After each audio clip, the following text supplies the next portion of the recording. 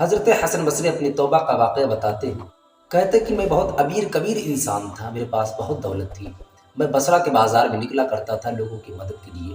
ایک دن میں بصرہ کے بازار میں گیا ہوا تھا، میری نگاہوں نے ایک حسین و جمیل لڑکی کو دیکھا، ایسا لگتا تھا کہ وہ چاند کا ٹکڑا ہے۔ میں اسے دیکھتا ہی جا رہا تھا، وہ میرے قریب آئی اور آنے کے بعد کہنے لگی کہ تمہیں حیا نہیں آتی؟ تو حضرت حسن بصری نے کہا کہ میں نے کہا کوئی حیا نہیں آتی۔ تو اس لڑکی نے کہا کہ اس سے حیا کرو جو دلوں کے بھید کو جانتا ہے، جو آنکھوں کی خیانت کو سمجھتا ہے۔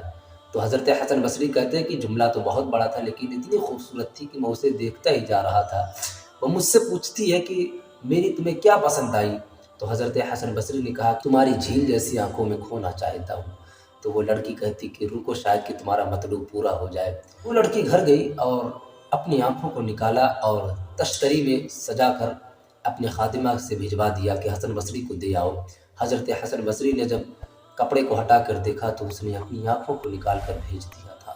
حضرت حسن بصری خوب روئے، داڑھی پکڑ کر اپنے گھر پہ چلے گئے، رات بھر اللہ سے استغفار کرتے رہے۔ جب صبح سورج طلوع ہوا تو دل میں خیال پیدا ہوا کہ رب سے تو معافی مانگ ہی لیا ہوں، چلو تھوڑا سا جس نے آنکھ نکال کر اپنی دی تھی اس معذرت طلب کر لیتا ہوں۔ حضرت حسن بصری جب اس کے گھر پہ جاتے ہیں تو کیا دیکھتے ہیں کہ اس کا جنازہ نکل رہا ہوتا ہے۔ کہتے ہیں کہ میں بہت زیادہ پریشان ہوا، رات میں سوئے حضرت حسن بصری جب تو خواب میں وہ لڑکی آتی ہے۔ حضرت حسن بصری کہتے ہیں کہ مجھے کچھ نصیحت کرو، تو اس لڑکی نے کہا کہ جب تنہائی میں رہا کرو تو استغفار کیا کرو، صبح اور شام کو جب پاؤ تو استغفار کیا کرو۔ حضرت حسن بصری اس طریقے سے عمل کرتے رہے، بعد میں وہی حسن بصری اللہ کے مقدس ولی بن